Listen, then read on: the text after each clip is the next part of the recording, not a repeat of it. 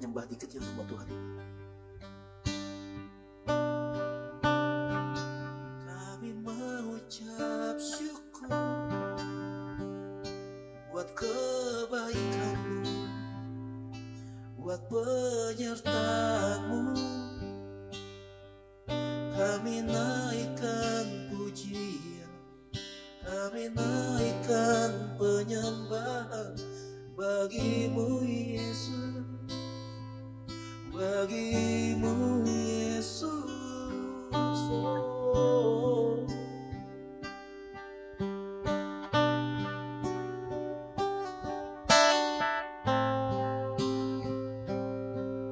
Terima kasih. You are forever in my life. You see me through the season. Cover me with your hand and lead me in your righteousness, and I look to you, and I wait on you. I'll sing to you, Lord, a hymn of love for your faithfulness to me. I'm carrying everlasting arms. You'll never let me go.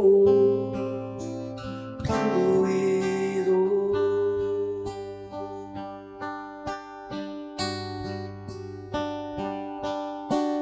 you are forever in my life. You see me through the season. Cover me with your hands and lead me in your righteousness, and I look to you, and I wait on you. I'll sing to you, Lord, a hymn of love for your faithfulness to me. I'm carrying everlasting arms. You'll never let me go. I'll sing to you, Lord, a hymn of love for your faithfulness to me. I'm carrying everlasting love. You'll never let me go. Through it all.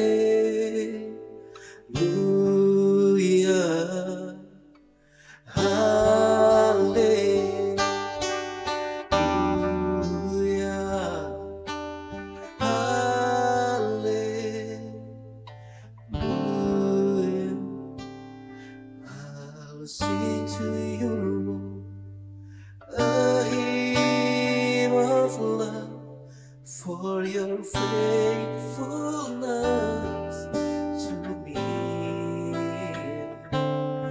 I'm carrying everlasting love.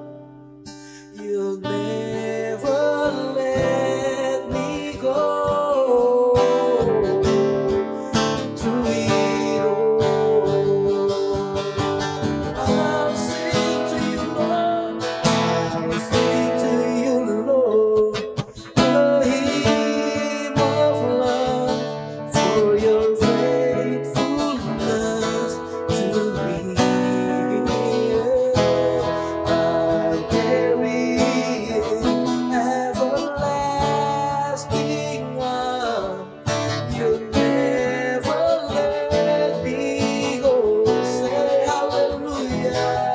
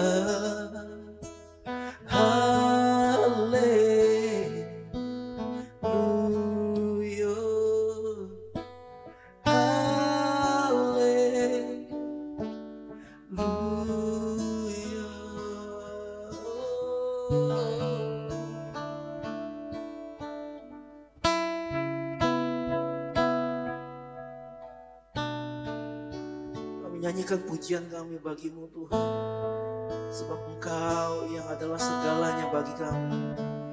Kami berikan apa yang mampu kami berikan, bahkan lebih dari itu Tuhan. Kami berikan tubuh kami, jiwa kami, hati kami kepadamu. Kiranya Tuhan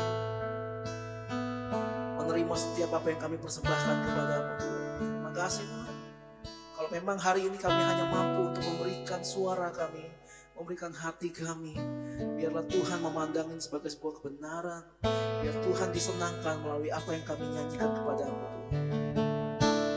Kasih Tuhan, kasih Tuhan Yesus. Makasih.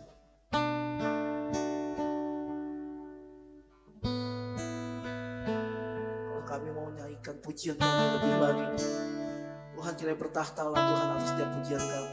Berkuasalah atas hidup kami. Dan kami melihat apa yang menjadi kerinduan Tuhan untuk terjadi dalam hidup kami.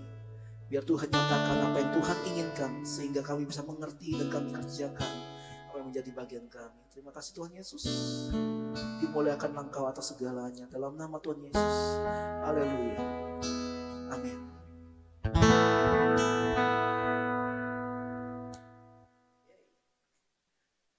Sebentar ya. Sepertinya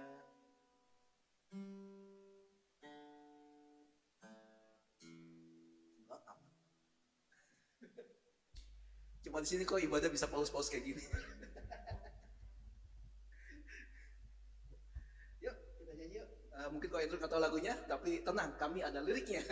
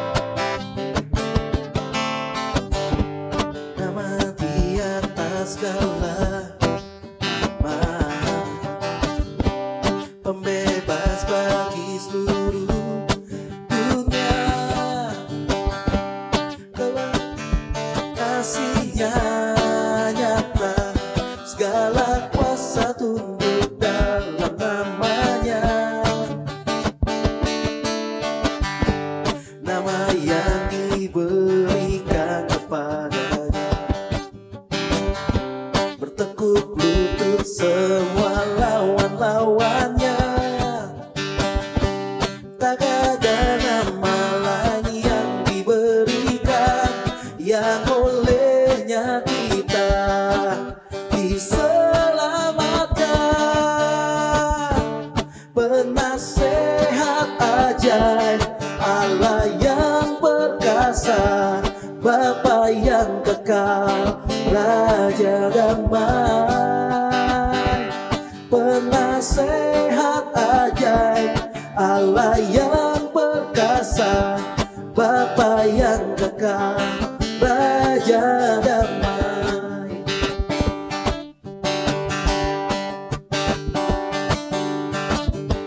Nama di atas segala nama,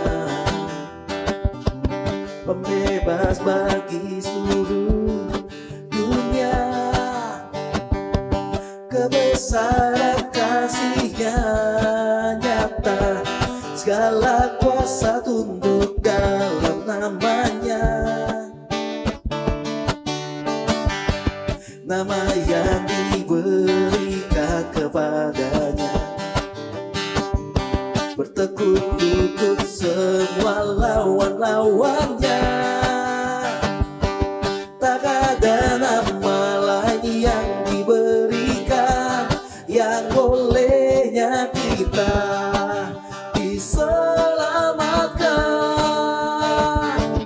Penasehat ajaib, Allah yang perkasa, Bapa yang kekal, Raja damai. Penasehat ajaib, Allah yang perkasa, Bapa yang kekal, Raja damai. Penasehat, penasehat ajaib, Allah yang perkasa, Bapa yang kekal, Raja damai. Penasehat ajaib, Allah yang perkasa, Bapa yang kekal, Raja damai. Sekali lagi.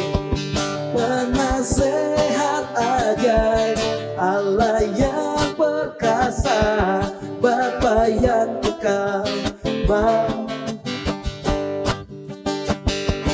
penasehat ajaib, Allah yang perkasa, Bapa yang kekal, Raja damai. Bapa yang kekal, Raja damai. Bapa yang kekal, Raja damai.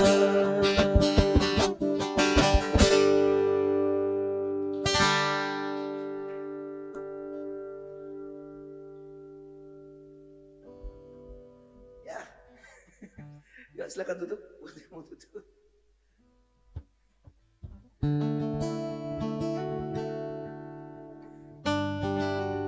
Ya, sebelum kita firman Tuhan, kita menyembah Tuhan sekali lagi.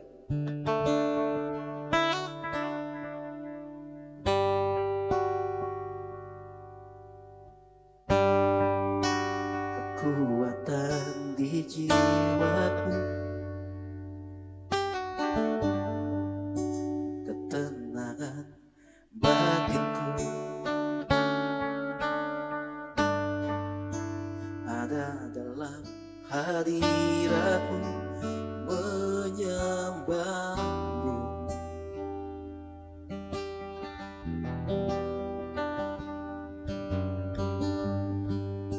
Tersungkurku di kakimu, rasakan hadiratmu. Takkan ku melepaskanmu, kau cahaya bagiku. Mengiringmu seumur hidupku, masuk dalam rencanamu Bapa. Pikiranku, kehendakku, ku serahkan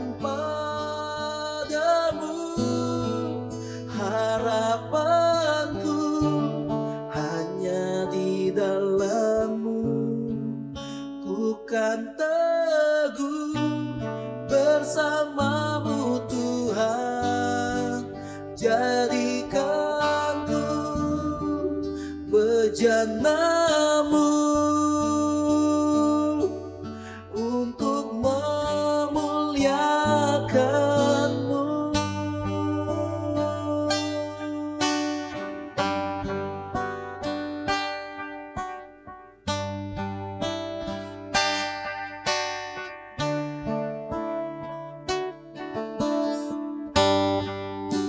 Kekuatan dibalik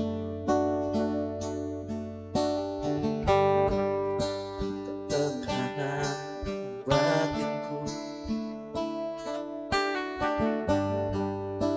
ada dalam hadiratmu menyembahmu.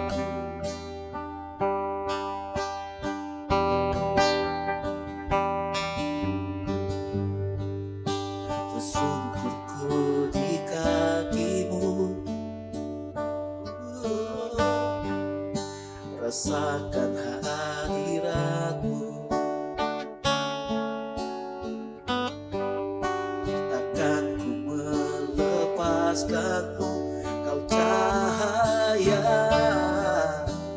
bagiku. Mengiringmu seumur hidupku, masuk dalam rencanamu Bapa.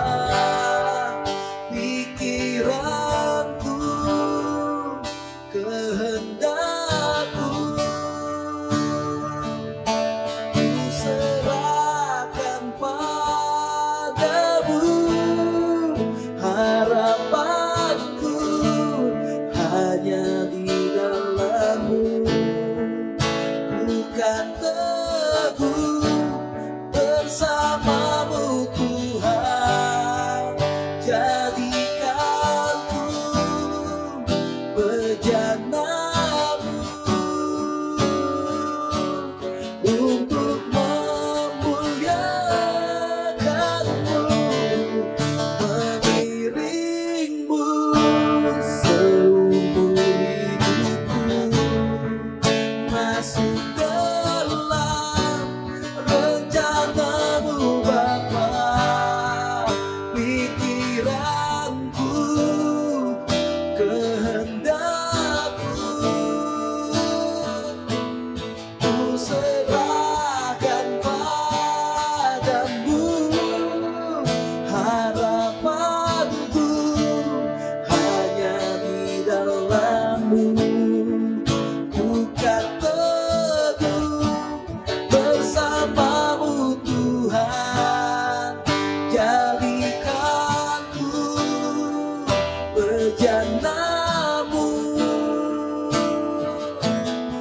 untuk memuliakanmu. Jadikanku bejanamu untuk memuliakanmu.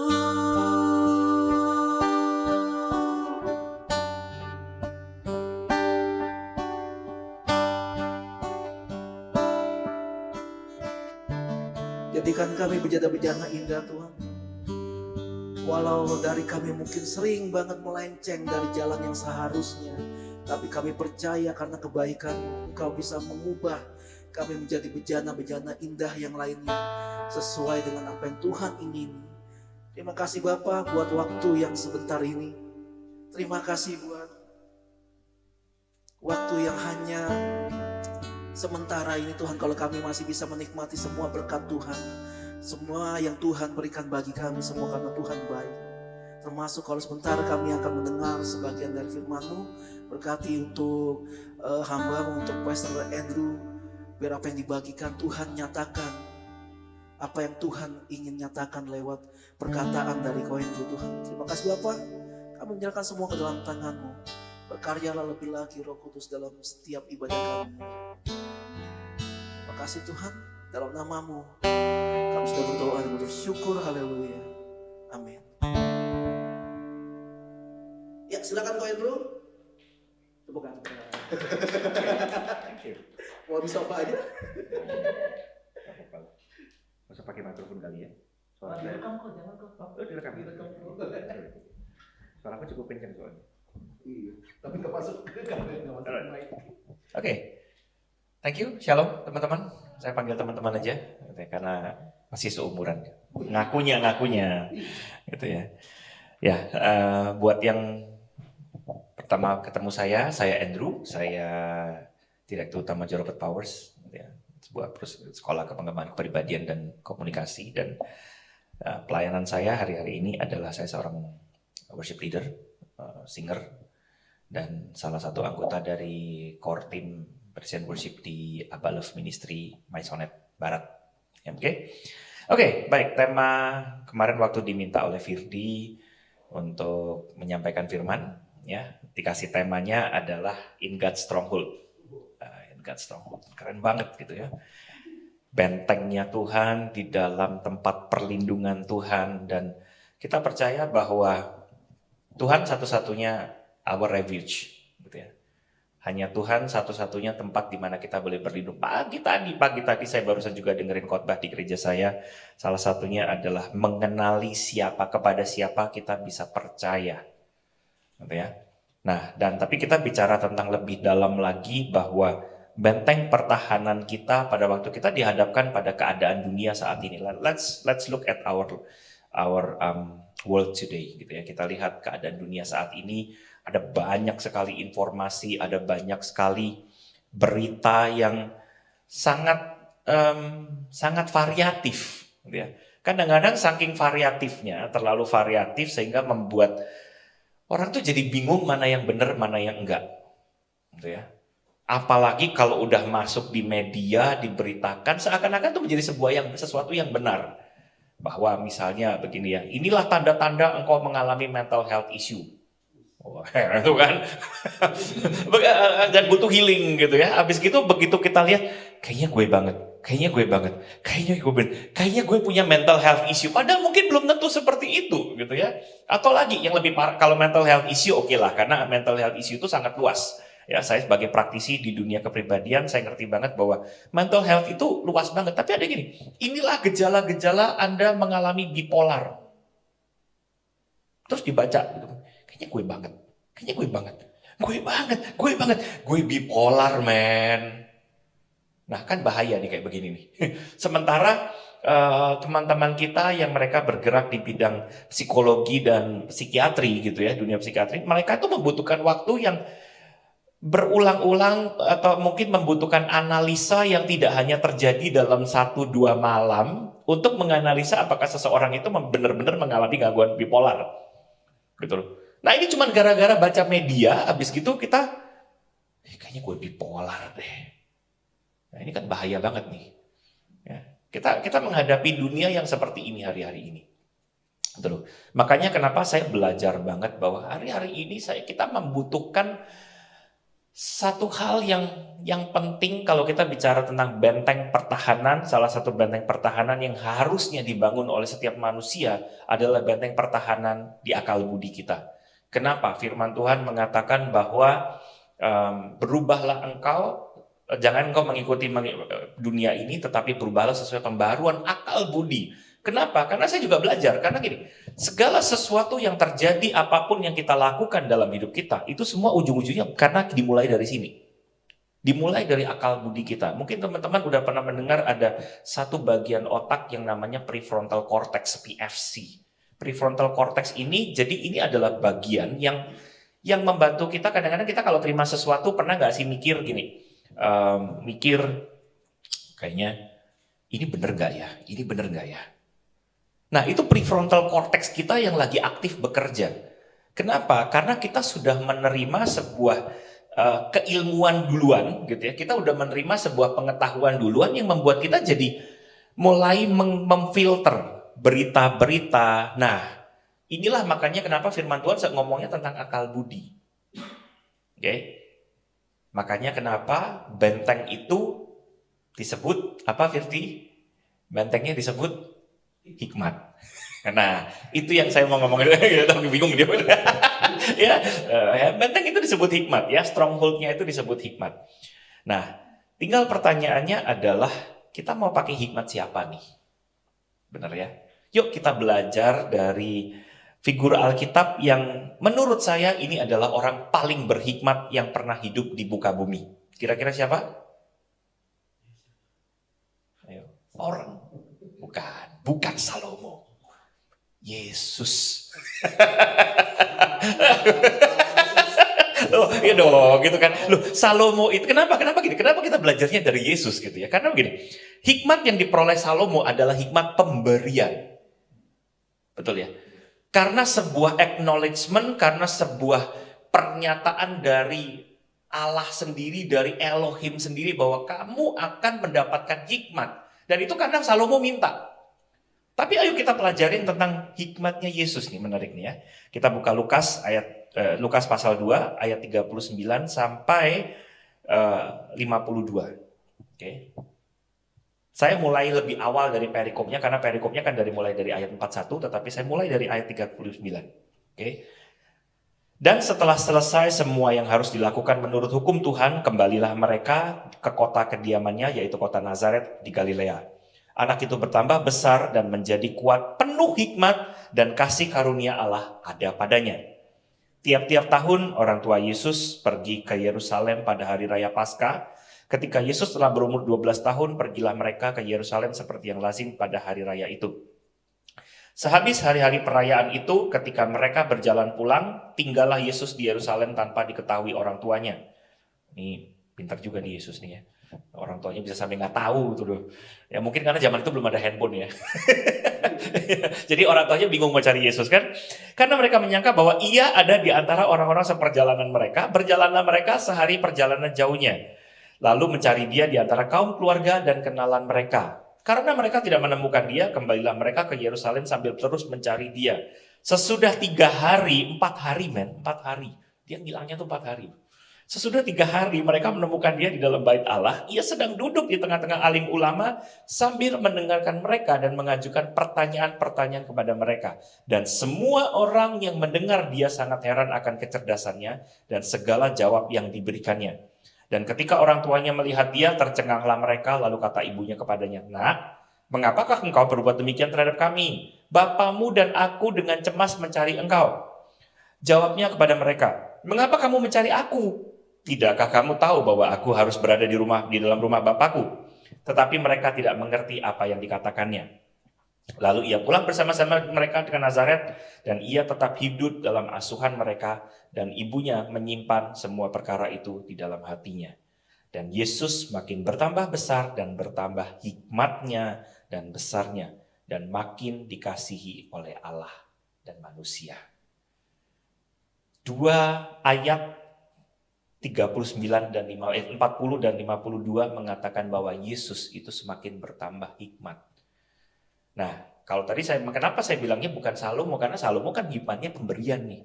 Saya nggak tahu seberapa pinternya Salomo tadinya gitu ya. Tetapi begitu dia minta hikmat sama Tuhan, dikasih sama Tuhan, pleng gitu ya.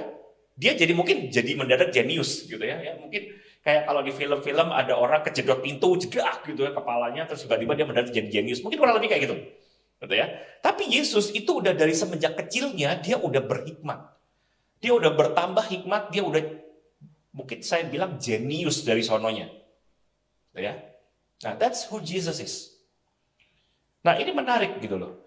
Kenapa? Karena hikmatnya Yesus bahkan membawa Yesus pada usia 12 tahun, dia bisa ngobrol dengan para alim ulama di sana, para orang Farisi, ahli Taurat, ngobrolnya apa? Teologi, men.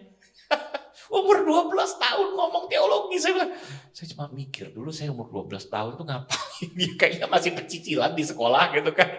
Ini 12 tahun duduk sama ahli Taurat dan tanya jawab dan bikin ahli Taurat itu kagum. Saya cuma bayangin, gila ya, ini secanggih apa dia dan gini, kalau diskusi teologi berarti kan Yesus mengenal firman Allahnya, firman dari Bapaknya. Umur 12 tahun. Jess, umur berapa kamu? 16 ya? Mes? 17. 19. Oh, iya. Oke lah, di Fur lah ya, gitu ya.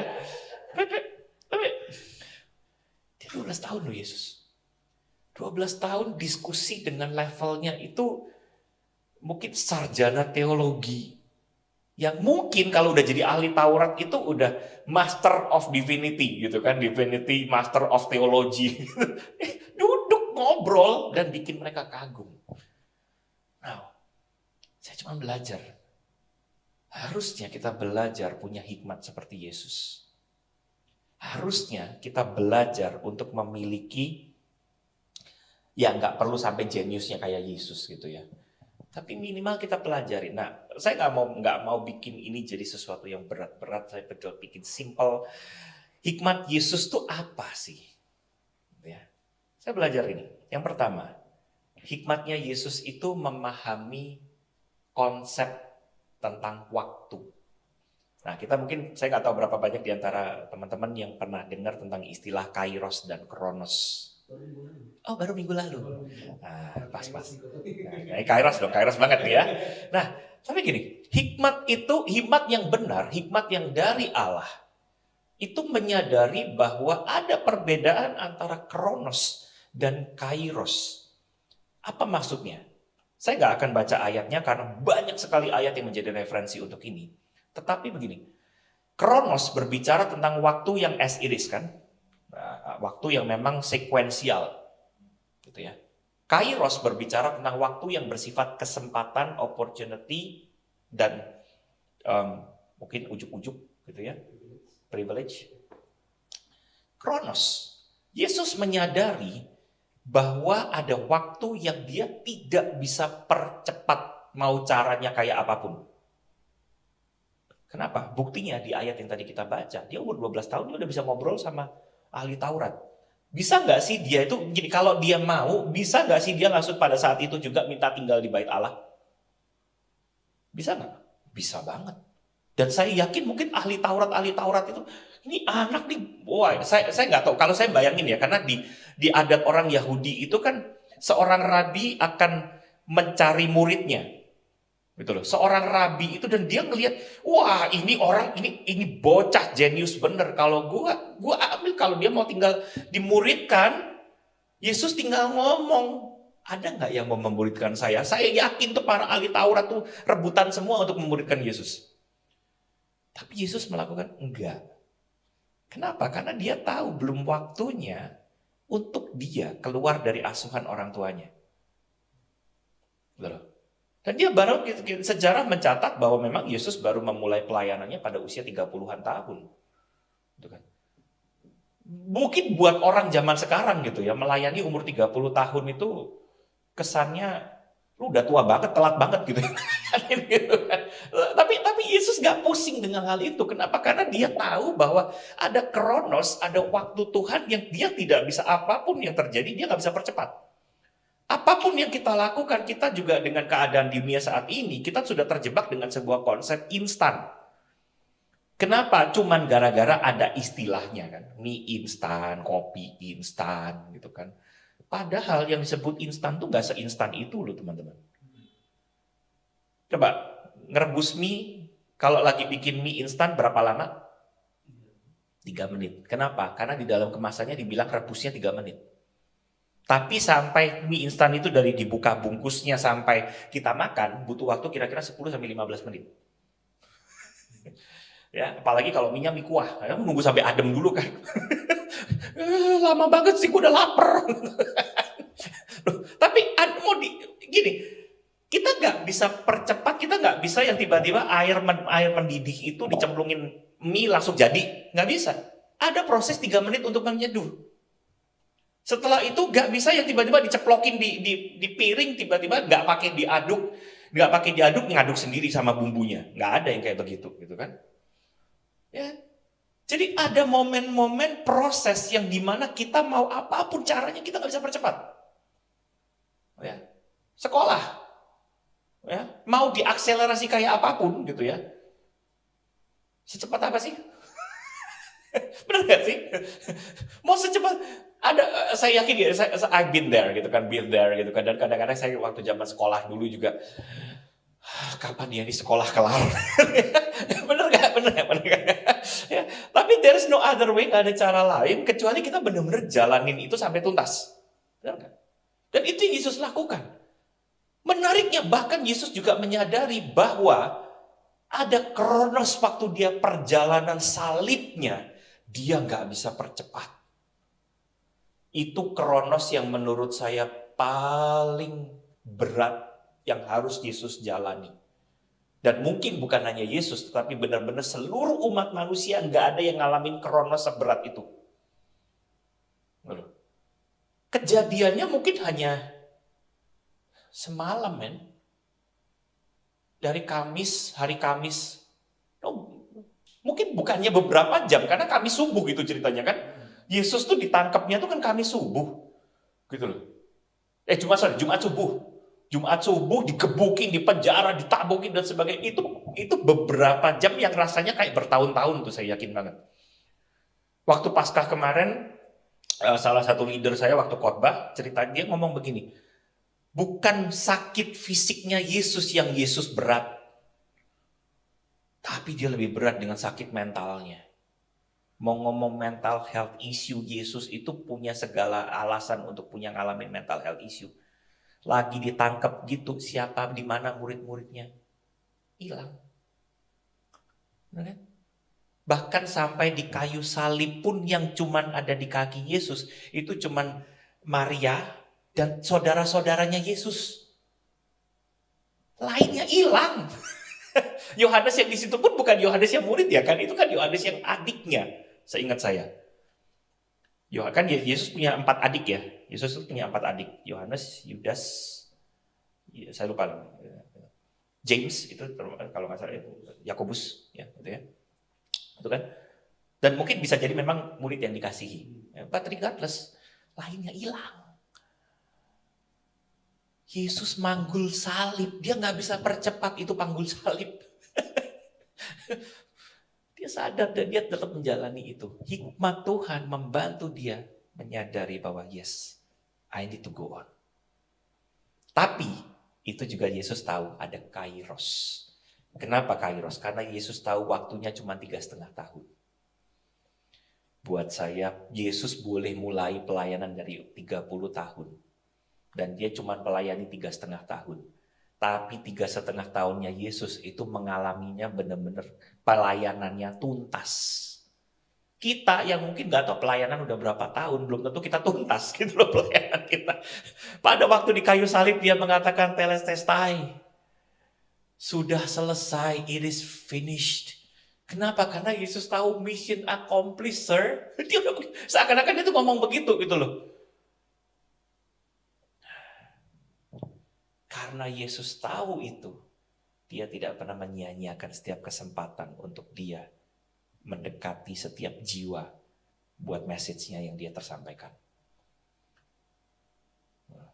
Yesus kalau kayak tadi bilang gitu ya, mungkin ada rabi-rabi yang mencari murid, tapi mayoritas kejadiannya adalah muridnya cari rabi, muridnya cari pemurid. Calon-calon sarjana teologi ini cari mentor-mentor teologinya yang bisa membimbing mereka. Yesus enggak. Dia samperin tuh satu-satu orang. Dan menariknya yang disamperin gak ada satupun orang yang qualified loh. Coba, gak ada yang qualified, gak ada yang lulusan teologi sama sekali kan. Satu-satunya yang bahkan mungkin kalau bicara secara profesional ya, saya kan kerjanya. Secara profesional dianggap qualified, itu cuman Yudas Iskariot. Kenapa? Karena dia dipercaya jadi bendahara. Kalau dia bicara jadi bendahara kan berarti kan dia punya kemampuan penghitungan keuangan, akuntan kan. Mungkin dia lulusan sarjana akuntansi. Tapi justru murid yang paling qualified ini adalah murid yang mengkhianati Yesus pertama kali. Ironis loh. So, buat Yesus kualifikasi orang tidak dilihat dari seberapa tingginya jabatan dia, seberapa hebatnya dia di dalam pekerjaannya. Itu bukan kualifikasi Yesus. Yesus samperin nelayan, Yesus samperin pemungut cukai, Yesus samperin tabib. Kenapa?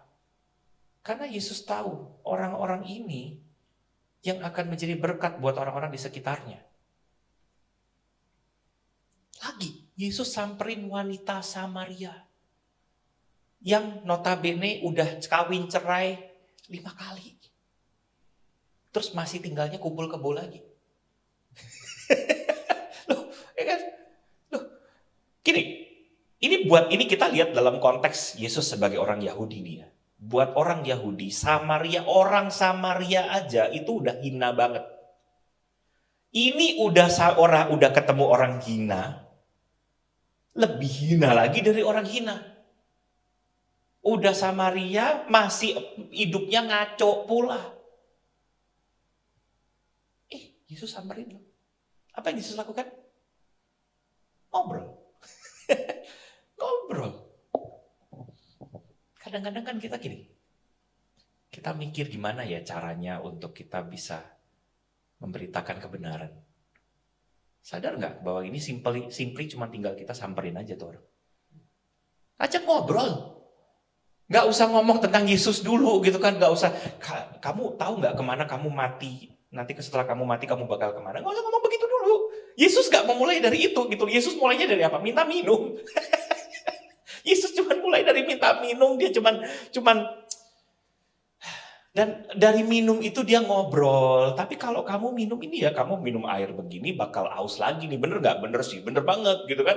Tapi kalau kamu minum air yang dari Tuhan, kamu nggak bakal haus lagi. Dia pakai bahasanya orang Samaria, bahasanya si wanita Samaria ini untuk masuk ke dalam wanita Samaria. Nah, ini menarik. Yesus tidak menyia-nyiakan kairos yang terjadi. Setiap kesempatan yang dia lihat setiap hari adalah kesempatan untuk dia memberitakan firman. Orang lumpuh, coba nih kalau mungkin ya mayoritas gereja sekarang gitu ya. Ada gereja terus atapnya dibolongin. Atapnya dibolongin terus ada orang lumpuh diturunin dari situ. Kira-kira yang dilakukan si pendetanya gimana? Nah, thank you. Lu waras? Lu bener gak sih? Lu gila kali ya? Hah? Mahal tahu. Tapi Yesus enggak. Yesus malah gini. Pergi. Yesus malah bilang, dosamu udah diampuni. Kenapa? Dia melihat ada kesempatan di mana firman bisa diberitakan. Dia melihat di mana ada kebenaran bisa dinyatakan. Dia melihat ada mujizat bisa dilakukan di situ. And he did it on the spot. Yesus gak pakai babi ibu. Ketemu orang kusta 10 orang. Orang Yahudi lihat orang kusta. Ini najis nih. Gua gak boleh deket-deket. Kenapa? Ya memang ada aturannya di imamat. Bahwa begitu kesentuhan mereka mesti bla bla bla bla bla bla gitu kan, banyak aturannya. Tapi Yesus menyadari bahwa loh kan saya gak perlu nyentuh dia untuk saya menyembuhkan dia. Apa yang Yesus lakukan? Kamu balik aja ke imam bilang kamu udah sembuh. Cuma tinggal begitu doang. Yesus menunjukkan betapa powerfulnya kata-kata firman Tuhan untuk mengubah kehidupan seseorang. Ada yang bilang ya itu, kemudian ada pendeta-pendeta yang seringkali khotbah bahwa 9-nya nggak tahu terima kasih, satu berterima kasih. Tapi gini, mau tahu terima kasih mau enggak, faktanya tetap sama. Yang 9 tetap sembuh enggak? Tetap sembuh. Hikmat Yesus itu memahami bedanya antara kairos dan kronos. Kesenggol kayaknya. Kairos dan kronos. Ya. Yang kedua, nah suara saya lumayan kencang. Hikmat Yesus itu memahami bahwa firman adalah hidup. Nah, kita buka ayatnya Matius 4 ayat 1 sampai 10. Matius 4 ayat 1 sampai 10. Ini kisahnya semuanya kisah yang kita semua pasti udah tahu lah. Oke. Maka Yesus dibawa oleh Roh ke padang gurun untuk dicobai iblis. Dan setelah berpuasa 40 hari dan 40 malam, akhirnya laparlah Yesus. Lalu datanglah si pencoba itu dan berkata kepadanya, "Jika engkau anak Allah, perintahkanlah supaya batu-batu ini menjadi roti." Tetapi Yesus menjawab, "Ada tertulis, manusia hidup bukan dari roti saja, tetapi dari setiap firman yang keluar dari mulut Allah." Kemudian iblis membawanya ke kota suci dan menempatkan dia di bubungan air Allah bait Allah, lalu berkata kepadanya, jika engkau anak Allah, jatuhkanlah dirimu ke bawah. Sebab ada tertulis, mengenai engkau ia akan memerintahkan malaikat-malaikatnya dan mereka akan menatang engkau di atas tangannya, supaya kakimu jangan terantuk kepada batu. Yesus berkata kepadanya, ada pula tertulis, janganlah engkau mencobai Tuhan Allahmu. Dan iblis membawanya pula ke atas gunung yang sangat tinggi dan memperlihatkan kepadanya semua kerajaan dunia dengan kemegahannya. Dan berkata kepadanya, semua itu akan kuberikan kepadamu jika engkau sujud menyembah aku. Maka berkatalah Yesus kepadanya, enyahlah iblis, sebab ada tertulis engkau harus menyembah Tuhan Allahmu dan hanya kepada Dia sajalah engkau berbakti. Lalu iblis meninggalkan dia dan lihatlah malaikat-malaikat datang melayani Yesus. Jangan pernah adu ayat, apal ayat sama setan. Dia hidup ribuan tahun lebih lama dari kita. Dia lebih hafal ayat firman Tuhan itu, dia lebih hafal. Ya. Tapi gini, kenapa Yesus bisa melawan segala pencobaan itu? Karena dia bukan cuma hafal ayat, tapi dia tahu bagaimana mempraktekkan ayat yang tepat, mempraktekkan firman yang tepat di dalam kehidupannya. Dia tahu bahwa referensi hidupnya hanya berdasarkan firman Tuhan. Dan dia tahu bahwa begini, firman Tuhan harus menjadi landasan pengambilan keputusannya. Bukan hanya sekedar untuk memuaskan keinginan pribadinya, tetapi firman Tuhan harus menjadi landasan untuk dia bisa berkarya bagi Bapaknya. Ya kalau mau bicara cuma memenuhi, siapa sih yang nggak percaya kalau Yesus perintahin batu jadi roti? Bisa nggak jadi roti? Bakal berubah tuh jadi roti. Kenapa? Dia tahu kekuatan dari firman yang keluar dari mulutnya. Kenapa? Tuhan aja bicara, dia bahkan berbicara kalau nggak ada orang yang memuji Tuhan, Tuhan bisa perintahkan batu buat muji. Dia tahu, setahu-tahunya bahwa kalau tidak ada satu orang nabi pun yang mengikuti Tuhan, Tuhan bisa menyuruh seekor keledai untuk memberitakan firman-Nya. Tuhan bisa bikin keledai ngomong. Dia tahu gitu kan, tapi dia tahu bahwa kalau dia tunduk pada perintah si iblis, dia sedang berusaha menggunakan firman untuk pemuasan kehidupan pribadinya, untuk pemuasan egonya. Pada saat seseorang sedang berbicara tentang berkat, misalnya, ya itu langganan banget kan di gereja-gereja gitu ya, ngomongnya berkat, pertanyaannya adalah, engkau menabur. Biasanya kan berkat kaitannya dengan nabur ya. Engkau menabur supaya engkau diberkati, atau engkau menabur karena engkau sadar bahwa ini adalah pengucapan syukurmu. Itu dua hal yang berbeda. Dan firman Tuhan menyadari esensi hikmat Yesus itu. Kenapa Yesus bisa mengikuti firman Tuhan yang benar? Karena dia menyadari esensi dari setiap firman. Kuduskanlah hari Sabat. Akhirnya kebawa sampai dalam bertahun-tahun, beratusan tahun, ribuan tahun dalam sejarah bahwa tiap hari Sabat benar-benar gak boleh melakukan apa-apa. Datanglah Yesus. Hari Sabat nyembuhin orang. Lah kok gini sih? Loh hari Sabat nyembuhin orang. Wah ngaco nih, ngaco gitu kan. Saya ingat banget gitu ya, dulu kalau sekarang mah udah lebih terbuka ya. Kalau dulu yang namanya puji-pujian, menaikkan pujian buat Tuhan, ada gereja-gereja tertentu yang bahkan melarang kita untuk tepuk tangan. Dan saya cuma bilang, why? Firman Tuhan jelas dikatakan pujilah Tuhan dengan sorak-sorai. Yang namanya sorak-sorai itu berisik, gak diem. Dan harus megah. Nggak pakai gitar bolong salah gitu. Bahkan nggak ada gitar pun Tuhan sudah berikan kita alat musik, pita suara kita. Itu alat musik kita gitu. Kenapa? Karena kita menyadari firman Tuhan hidup harus sebagai esensinya, bukan hanya sekedar tata liturgi. Bukan berarti bahwa liturgi itu salah. Gitu ya. Liturgi itu membantu supaya bisa lebih in order. Gitu kan. Tetapi pada saat di tengah-tengah liturgi, lalu tiba-tiba ada orang yang digerakkan oleh roh Tuhan untuk melakukan sesuatu. Pertanyaannya, kita bakal ngejudge orang itu, atau kita bakal, yes Tuhan, thank you, Engkau udah berbicara. Ini yang salah satu yang kami mulai coba lakukan, mulai coba biasakan, bukan coba sih, bukan mulai juga. Kami mempraktekkan di dalam gereja kami, bahwa lagi ibadah, tengah-tengah ibadah, kalau ada leader yang dapat message Tuhan tertentu, ya naik aja gitu kan, naik aja ke mimbar gitu kan, ambil mikrofon sudah ready di situ, naik ke mimbar, sampaikan firman Tuhan apa? Simple. Toh cuman pakai waktu cuma 2-3 menit gitu loh. Dan firman Tuhan tetap firman Tuhan. Ya kan? Yesus menyadari hikmat, Yesus menyadari bahwa firman itu harus hidup. Bukan hanya dihafal. Ya kalau hafal firman mah, saya jujur ya kalau ditanya gitu, pernah nggak baca sampai habis dari Kejadian sampai Wahyu? Kalau bacanya urut, saya nggak pernah. Sampai sekarang saya nggak pernah. Ya. Tapi kalau baca satu kitab terus dikumpulin jadi satu, ya habis gitu kan, udah pernah habis gitu loh. Tapi kenapa? Karena begini, ada orang yang coba lo baca urut gitu kan. Saya lihat what's the point?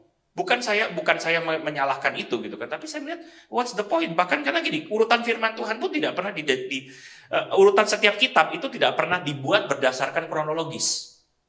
Pengelompokan, dan kita udah, maksudnya kalau teman-teman belajar tentang sejarah pembuatan Alkitab gitu, penyusunan kitab-kitab di Alkitab gitu. Penyusunan Alkitab ini didasarkan atas pengelompokannya berdasarkan sebuah kategori.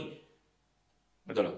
Ada 5 kitab 5 kitab Taurat, kemudian kitab Hakim-Hakim, kitab sejarah dan sebagainya gitu ya. Dan ada nabi kecil, nabi besar. Nah, itu kan kalau udah dengar nabi kecil, nabi besar kan kesannya jadi ini nabi kecil. No. Jumlah kitabnya kecilnya itu karena jumlah kitabnya kecil sedikit aja gitu. Jumlah pasalnya sedikit aja gitu ya. Ya kan? Nah, tetapi itulah alasan kenapa saya sampai sekarang nggak pernah. Matius, Markus, Lukas, Yohanes pun juga tidak pernah ditulis secara kronologis kok. Itu ditulis oleh 4 orang yang berbeda, tetapi menjadi perspektif yang saling melengkapi satu sama lain. Gitu loh. So saya mau baca Yohanes duluan, baru kemudian Matius juga nggak masalah gitu buat saya. Gitu loh. Tapi kalau ditanya apakah saya sudah baca sampai habis, udah. Kalau nggak urut, gitu. Kalau nggak urut ya udah, gitu kan. Termasuk yang berat-berat Kidung Agung, Ratapan tuh berat banget buat saya, gitu kan. Karena Kidung Agung tuh pusing, gitu kan. Karena puisi banget, gitu ya. Kalau Ratapan nyesek, gitu kan bacanya. Aduh, namanya juga kitab Ratapan. Oke? Tapi saya belajar bahwa esensi dari kehidupan kekristenan yang sesungguhnya adalah saya menghidupi firman. Saya nggak perlu harus apal ini ayatnya ada di mana, di kitab apa, pasal berapa. Tapi saya tahu itu kebenarannya harus hidup dalam hidup saya. Yesus juga nggak pernah ngomong kan ini ada, kan dia bilang ada tertulis. Tertulisnya di mana? Ada tertulis, ya lu cari aja lu Dia nggak pernah bilang ini, kalau nggak salah di Ulangan kalau nggak salah, saya lupa gitu kan. Manusia bukan hidup dari roti saja, tapi dari firman. Yesus nggak pernah bilang gitu, itu tertulis di kitab Musa, enggak. Yesus baru ngomong tertulis apa? Bahkan dia nats kitab Yesaya yang dia bacakan di sinagog pada waktu di bait suci pada waktu itu, dia juga nggak bilang bahwa ini natsnya Yesaya. Dia hanya membaca itu nats. So, yang pertama, hikmat Yesus memahami kairos dan kronos. Hikmat Yesus memahami bahwa firman itu harus hidup. Bukan hanya sekedar dihafal. Yang ketiga, kita buka Yohanes 5 ayat 19 sampai 20.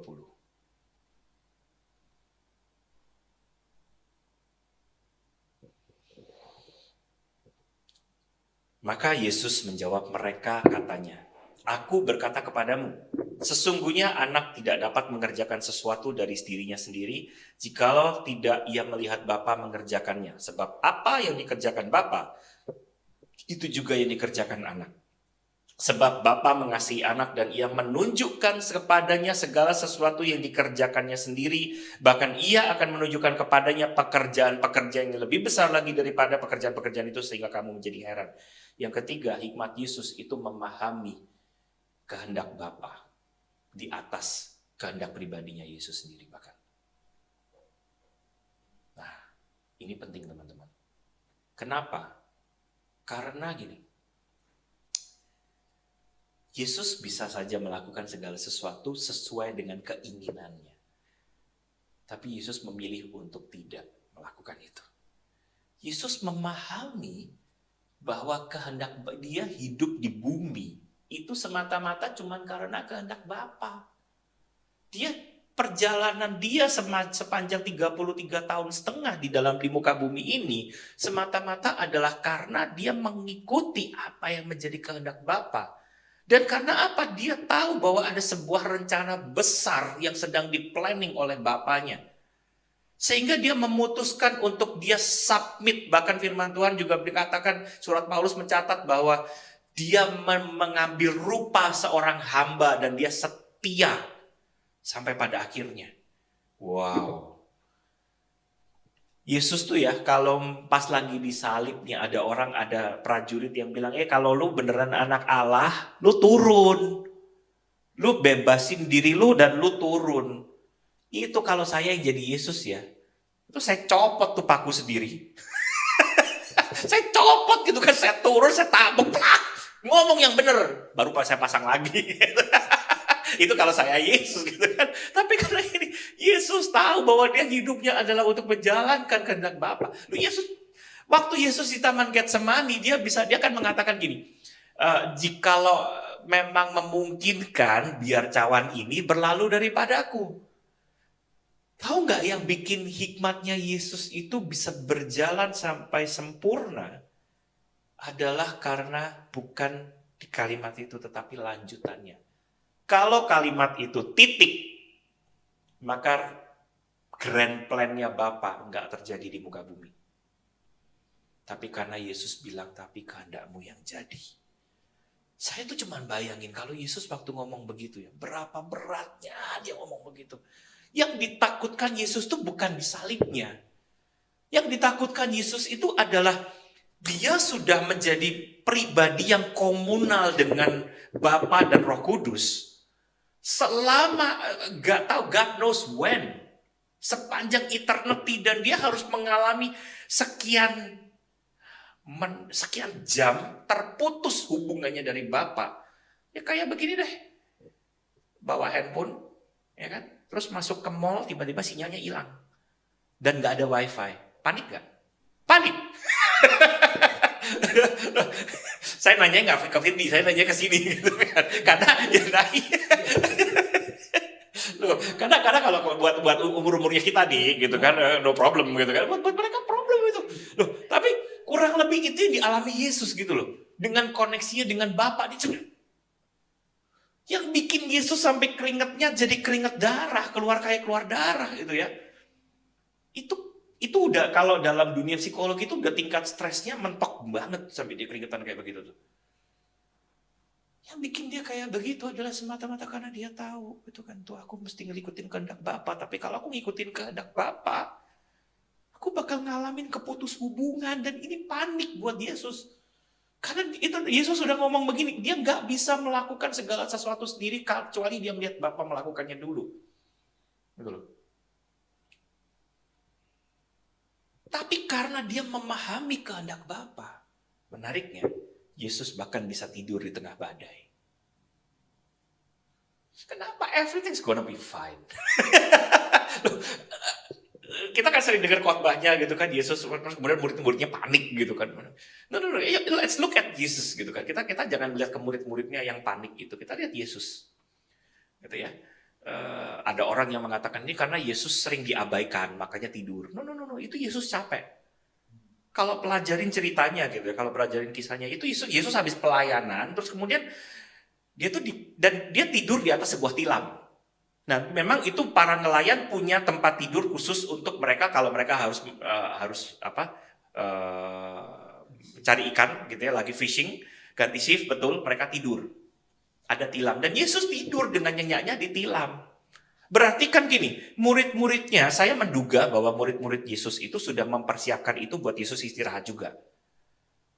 Yang murid-murid tidak duga adalah di tengah-tengah Danau Galilea itu mendadak jadi badai. Tuh kan beberapa orang, danau emang bisa jadi badai. Danau Galilea tuh gedenya segede-gede gaban, men. Belum pernah ke sono gitu kan. Saya yang nggak pernah ke sono aja bisa di Google lihat luasnya Danau Galilea itu kayak apa gitu kan. Dan itu storm, it's very possible. Tapi apa yang dilakukan Yesus? Tidur. Bahkan setelah Yesus dibangunin dan setelah dia menghardik angin, Yesus tuh tegur murid-muridnya kenapa? Karena gini, kenapa lu gak percaya? Jadi Yesus gak tegur murid-muridnya gara-gara mengabaikan Yesus, enggak. Makanya kenapa saya bilang ini murid-murid bukan mengabaikan Yesus kok. Dia tahu ada Yesus. Makanya kenapa mereka datang ke Yesus. Tapi masalahnya gini loh, datangnya ke Yesus tuh mereka protesnya gini, guru kamu gak peduli kalau kami binasa. Lalu udah tahu ini gurunya. Dan mereka udah tahu ini guru itu sanggup melakukan mujizat berkali-kali. Masih aja mereka bilang, nggak peduli apa kalau kamu ini nggak peduli kalau kita binasa. Coba, Yesus tetap tidur di tengah badai. Kalau kita punya hikmatnya Tuhan, kita punya hikmatnya Yesus. Di tengah-tengah badai, kita tidur nyenyak loh. Kenapa? Karena saya tahu hidup saya berdasarkan kehendak Bapa. Kalau Bapak berkehendak saya pulang, ya saya pulang. Kalau Bapak berkehendak saya nggak pulang, mau kena plane crash pun saya tetap selamat.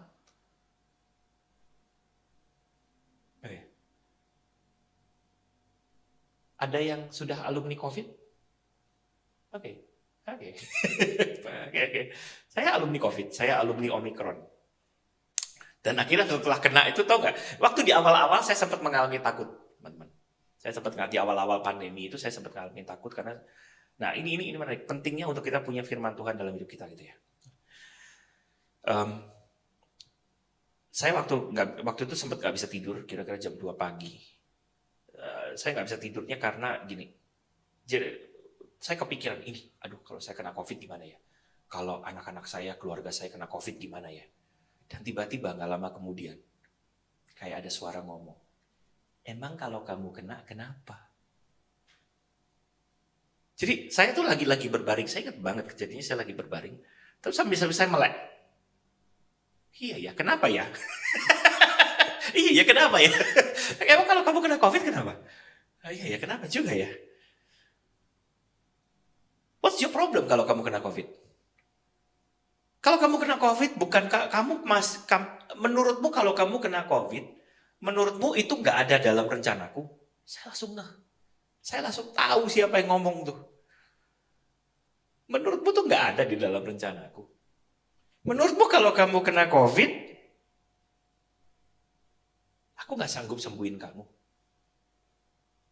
Kalaupun kamu sampai meninggal, kamu pikir aku tidak bisa menghidupi keluargamu? Saya diam gitu kan. Dan gak lama kemudian suara ini bilang, ya kalau kamu kena COVID, ke dokter loh. Saya mikir, iya juga sih ya. Iya juga sih ya. Ngapain ya saya mikir jauh-jauh gitu. Kalau kena COVID ya udah ke dokter dong gitu kan. I've given them expertise untuk bisa untuk mereka bisa menangani. Iya juga sih ya. Dan gak lama kemudian saya tidur nyenyak. Dan sampai sekarang, kemarin kena COVID, saya bulan Februari kena COVID. Saya kena batch-nya Sinja. Saya COVID batch Sinja. Jadi bukan batch Omicron tapi batch Sinja gitu kan, makan di restoran dan beberapa hari kemudian saya mulai tenggorokan gak enak, terus badan kayak berasa dikebukin gitu kan. Aduh, saya udah terus tes antigen di rumah, udah 2 garis. Terus saya tanya sama dokter masih perlu lagi untuk PCR. Nggak usah, kalau udah 2 garis mau udah pasti positif gitu. Kalau 1 garis kamu tes PCR gitu kan, tapi kalau 2 garis udah nggak usah tes PCR karena kamu udah pasti positif. Udah stay at home aja, dikirimin obat. Nah, anyway, pada waktu saya kena COVID, teman-teman saya tuh yang tahu gitu, saya malah hihi gitu karena akhirnya gue kena juga, man. Saya gitu, lu gila ya, kalau masa lu kena COVID malah cengengesan kayak begitu kan, cengar-cengir. Dan yang kena bukan cuma saya, akhirnya nepak ke keluarga semua. So kami berempat, saya, istri dan 2 anak kami gitu ya, itu sama-sama kena semua udah. Ya udah sekalian aja kita isoman semua di rumah. So, dia bilang, kok masih bisa ketawa-ketiwi? Saya bilang, loh, because there's nothing we can do. Maksudnya gini, gak ada lagi yang bisa kita lakukan yang lain kan. Daripada saya jadi stres, jadi sedih, might as well enjoy it. Saya bilang, ya, kenapa? Karena begitu kita itu happy, firman Tuhan udah bilang. Nah, makanya kenapa pentingnya kita kenal firman Tuhan. Firman Tuhan bilang apa? Hati yang gembira itu adalah obat yang manjur. So, dan saya bilang, kenapa saya tenang? Karena saya tahu, berarti Tuhan izinkan. Nah, saya kenanya COVID itu di tengah-tengah saya ikut training. Jadi saya ada training 7 hari. Jadi hari ketiga, saya udah berasa nggak enak tuh dari hari pertama. Hari pertama, kedua, ketiga tuh, pertama tuh udah mulai tenggorokan nggak enak gitu kan. Hari ketiga udah mulai agak, badan mulai nggak meriang-meriang gitu kan. Terus ternyata hari keempat pagi-pagi, trainernya ngomong, I have a very bad news to you. Dan ternyata memang beliau juga kena. Sama, batch-nya udah batch Cynthia semua itu gitu kan. Jadi dalam satu ruang training itu ada sekitar 25 orang termasuk trainernya, 5 orang positif. 5 orang positif dan kami akhirnya, tapi gini, menariknya biasanya ini training 7 hari langsung full kan. Tapi gara-gara ini untuk pertama kalinya dalam sejarah trainingnya ini di break di hari keempat, nyambungnya di akhir bulannya. Jadi saya kena awal Februari, akhir bulan lanjut lagi training. Nah, tapi sementara itu kami kan satu grup komunikasi, ngobrol, latihan, kita ketemuan secara Zoom, kita ngobrol gitu kan. Dan justru saya belajar bahwa begini. Ya, saya cuma bilang gini sama teman-teman. Teman-teman, I'm happy gue kena COVID. Kok happy? Ya, karena saya jadi punya story. Because I have a story to tell. I have a testimony to tell. Dan itu kehendak Bapa. Dan saya tahu bahwa segala sesuatu yang Bapa izinkan terjadi dalam hidup saya, kehendak Bapa yang paling mentok itu apa sih? Bawa jiwa-jiwa. Saya kalau nggak pernah ngalamin ini, saya nggak akan bisa mungkin memberikan encouragement kepada teman-teman yang kena COVID. Kenapa? Saya nggak pernah ngalamin, saya nggak pernah ngerasain kayak begitu kan. Mungkin saya bisa kasih encouragement, tapi I don't know how they feel. Kenapa Yesus rela menjalani segala perjalanan gak enaknya itu, via dolorosanya itu? Karena dia tahu, waktu kita ngalamin penderitaan, dia bisa di sebelah kita. Nah, I've been there. I've been worse. And there is nothing worse than what I experienced. It's okay. I can understand. Dan di situ kita jadi kenal.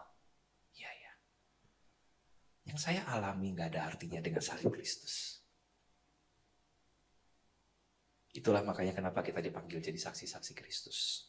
Dan itu kehendak Bapa dalam hidup kita. Makanya kenapa kita butuh hikmat. Makanya kenapa kita butuh kebenaran Tuhan. Gimana taunya kita kehendak Bapa? Baca firman. Yuk bangun konsistensi baca firman, bangun konsistensi memperkatakan firman, bangun konsistensi untuk melakukan firman, bangun konsistensi untuk menghidupi firman. Karena dari situ imanmu akan semakin solid. Waktu minggu lalu ngobrol-ngobrol dengan Firdi, ada 2 hal yang memang kita harus jalankan dalam hidup kita. Iman dan hikmat. Dan semuanya cuma bisa diperoleh. Yang benar itu cuma bisa diperoleh dari firman Tuhan. Oke? Mari kita tundukkan kepala. Teman-teman, sembari kita mungkin tutupkan mata, saya ingin cerita sebuah cerita. Sekitar 3 minggu yang lalu saya kehilangan seorang teman sepelayanan dulu waktu zaman saya masih kuliah. Anak ini masih muda, usianya hanya sekitar beberapa bulan lebih tua dari saya. Dia masih relatif muda dan dia meninggal. Tapi pada saat dia meninggal, saya cuma teringat kisah perjalanan waktu saya bersama-sama satu pelayanan dengan dia. Saya mengenal anak ini, teman saya ini adalah seorang pribadi yang dia kalau sama Tuhan tuh gak pernah hitung-hitungan. apapun yang dia lakukan, dia cuman benar-benar punya mental, I will do everything for the Lord.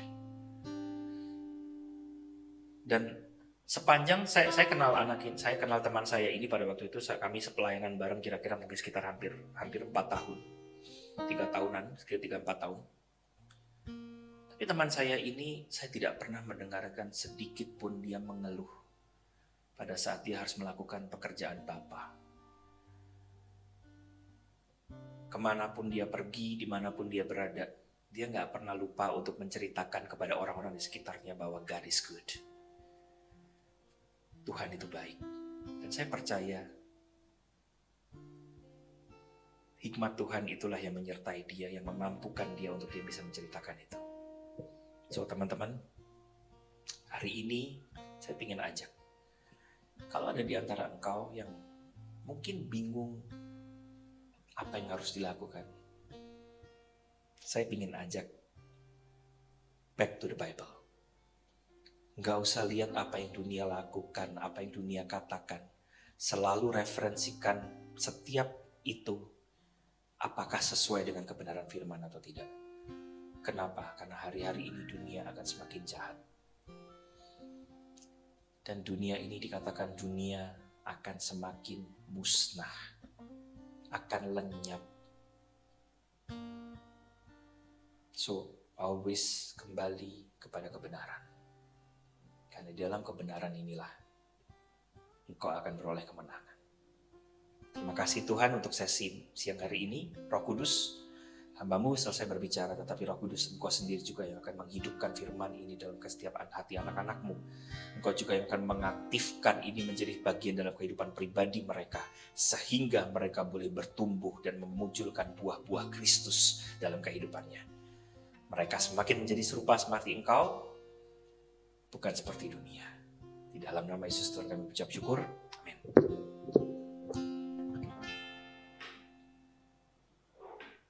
Ya. Nanti tepuk tangannya di editing aja ya.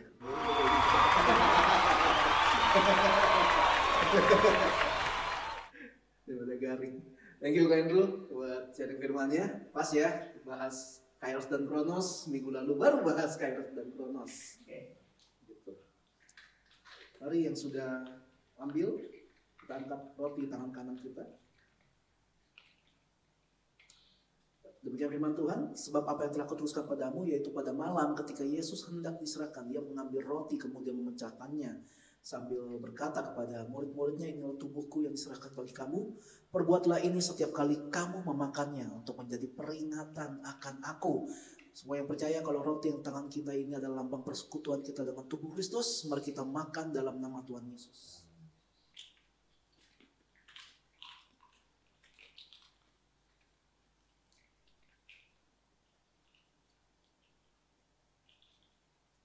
Yang udah siap boleh angkat anggurnya. Mari dengarkan firman Tuhan sekali lagi. Sesudah itu Yesus mengambil cawan anggur dan berkata, inilah anggur perjanjian baru, yaitu darahku yang ditumpahkan bagi kamu semua. Perbuatlah ini setiap kali kamu meminumnya, menjadi peringatan akan aku. Semua yang percaya kalau anggur tangan kita ini adalah lambang persekutuan kita dengan darah Yesus, mari kita minum dalam nama Tuhan Yesus.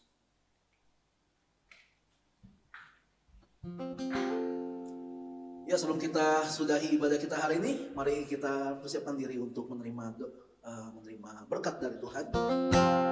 Tuhan memberkatimu, Tuhan melindungimu, Dia menyinarimu dengan wajahnya dan memberikan kasih karunia. Tuhan menghadapkan wajahnya dan memberi damai sejahtera. Amin. Happy Sunday semuanya. Selamat Minggu. Berkati. Doa berkatnya pakai nyanyi.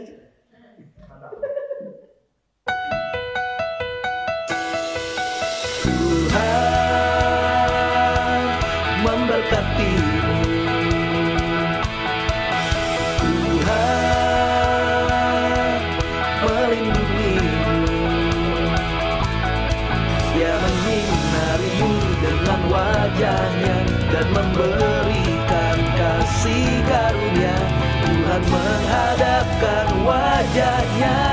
dan memberi damai sejahtera.